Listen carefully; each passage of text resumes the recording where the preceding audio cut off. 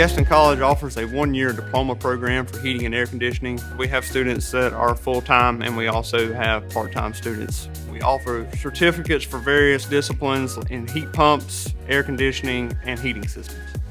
A degree in heating and air conditioning would be a great degree to get just because of the demand that's out there in our workforce right now. And the number of workers are few compared to that demand. Students that typically are a good fit for our program are students that do love the math and sciences, also students that enjoy working with their hands, working with mechanical things.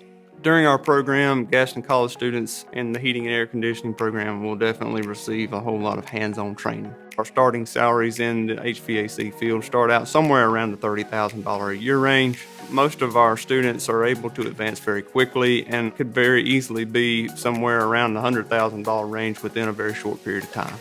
As far as jobs go in the heating and air conditioning business, they're plentiful right now. We have constantly employers are seeking skilled workers to come to work for them. And most of our students, for that reason, are able to get placed in jobs before they even graduate.